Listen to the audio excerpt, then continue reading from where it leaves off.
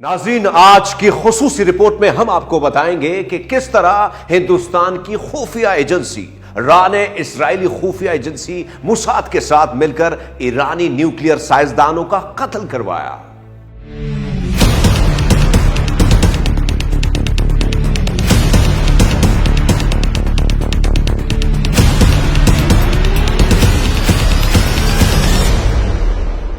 السلام علیکم، ست شری اکال، نمسکار، آداب۔ میں ہرمیت سنگھ ہوں اور آپ دیکھ رہے ہیں نیا پاکستان۔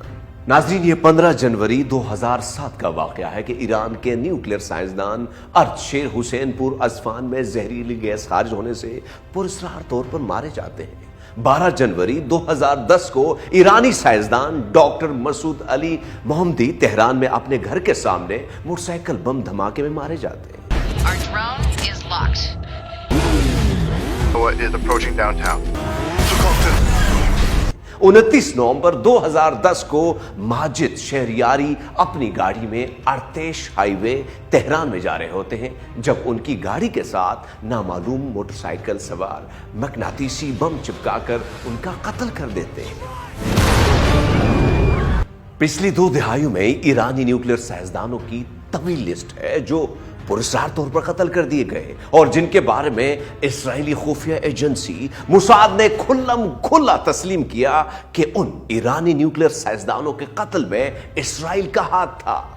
سوال یہ ہے کہ ایران میں کڑی سیکیورٹی کے مابین کسی نیوکلیئر سائنسدان کو قتل کرنا خاصا کٹھن کام ہے۔ اس کے لیے خاص قسم کی انٹیلیجنس خفیہ معلومات چاہیے ہوتی ہیں۔ ظاہر ہے اسرائیلی ایجنٹس کے لیے ایران میں آپریٹ کرنا اور ایرانی نیوکلیئر سائنسدانوں کی معلومات اکٹھی کرنا اور ان معلومات کی روشنی میں ایرانی سائنسدانوں کے قتل کا منصوبہ بنانا خاصا مشکل اور ناممکن کام ہے۔ ایسے حالات میں ظاہر ہے اسرائیل کی مدد کوئی ایسا ملک کر رہا ہے جس کے اسرائیلی خفیہ ایجنسی سے بھی گہرے تعلقات ہیں اور ایران میں بھی اس ملک کو دوست ملک کے طور پر دیکھا جاتا ہے۔ اگر غور کیا جائے تو دنیا میں ایسا ایک ہی ملک ہے جس کا نام ہے Hindustan. We love India. We admire India. We believe in India. And we want this partnership of India. یاد رہے کہ بے شمار ہندوستانی شہری ایران میں ڈاکٹرز اور بزنس مین بن کر کام کرتے ہیں اور ہندوستانی شہریوں میں سے کتنے ہندوستانی خفیہ ایجنسی را کے ایجنٹس ہیں اس کے بارے میں کوئی معلومات نہیں ہے۔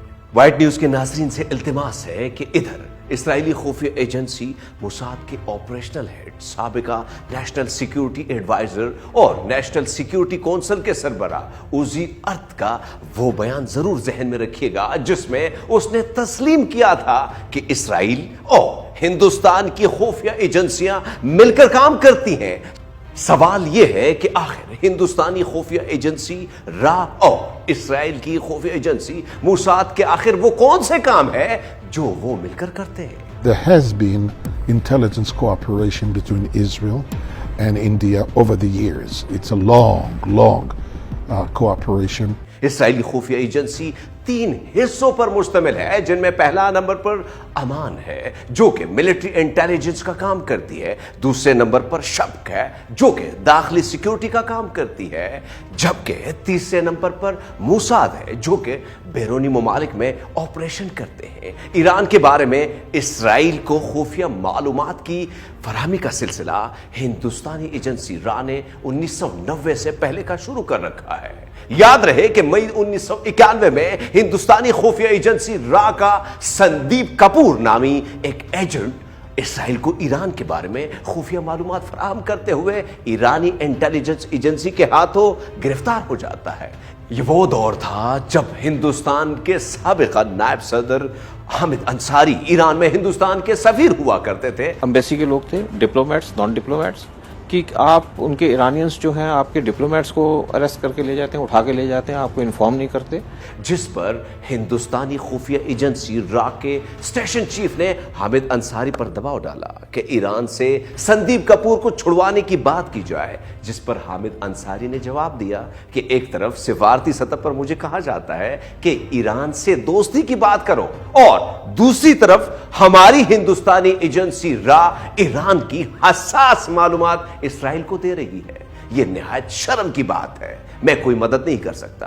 تو اس ٹائم پہ وہاں پہ ایسا ماحول تھا کہ کبھی بھی کسی کو لے جائیں گے اور اٹھا کر کے لے جاتے تھے پریزن میں، ایوس پریزن میں رکھتے تھے ان کو، اور ٹارچر بھی کیا، کسی کو ڈرگس دیے تاکہ اس کو جو بھولنے والی وہ چیز ہے، سندیپ کپور کو ایسے کیا۔ ناظرین، یہ کوئی ڈھکی چھپی بات نہیں، حامد انصاری بعد میں ہندوستان کے نائب صدر بھی بنے، لیکن جس دن وہ اپنے نائب صدر کے عہدے سے سکبدوش ہوئے، اسی دن را کے ریٹائرڈ آفیسر این کے سود نے میڈیا پر کھلم کھلا کہا کہ حامد انصاری نے ایران میں را اور اسرائیل کے مشترکہ آپریشن کے دوران غداری کی تھی۔ سابق آفیسر این کے سود نے یہ بھی کہا کہ اگست 1991 میں ہندوستانی خفیہ ایجنسی را نے ایران کے شہر قم میں اسرائیل کے ساتھ مل کر ایک خفیہ آپریشن ترتیب دیا۔ اس آپریشن کی کمانڈ ڈی پی ماتھر نامی را آفیسر کر رہا تھا، لیکن حامد انصاری نے صرف اس لیے غصے میں آ کر اس کی اطلاع ایرانی خفیہ ایجنسی کو دی کیونکہ حامد انصاری کو اس سارے معاملے سے بے خبر رکھا گیا تھا۔ پردھان منتری کو شکایت پتر میں ان ادھیکاریوں نے یہ دعویٰ کیا ہے کہ اپنی پوسٹنگ کے دوران انصاری نہ صرف راشٹر ہت بچانے میں اسفل رہے بلکہ ایران سرکار اور وہاں کی خفیہ ایجنسی سوات سے جانکاری ساجھا کر را کے مشن اور ادھیکاریوں کی جان خطرے میں ڈالی۔ 2010 میں ایران کے سپریم لیڈر آیت اللہ خامنئی نے پوری دنیا کے مسلمانوں سے اپیل کی تھی کہ مقبوضہ کشمیر میں ہندوستانی فوج کے ہاتھوں مسلم نسل کشی کے خلاف کشمیری مسلمانوں کی مدد کی جائے۔ یاد رہے کہ ہندوستان دنیا کے ان چند ممالک میں سے ایک ہے جس نے بین الاقوامی طور پر ہمیشہ ایران کے نیوکلیئر پروگرام کی مخالفت کی۔ یہ 2005 کا سال تھا جب امریکہ ایران پر حملے کے لیے بہانے ڈھونڈ رہا تھا۔ ایسے کڑے وقت میں ہندوستان نے ایران کی پیٹھ میں چھرا گھومتے ہوئے انٹرنیشنل ایٹامک انرجی کمیشن میں ایران کے خلاف ووٹ دیا تھا۔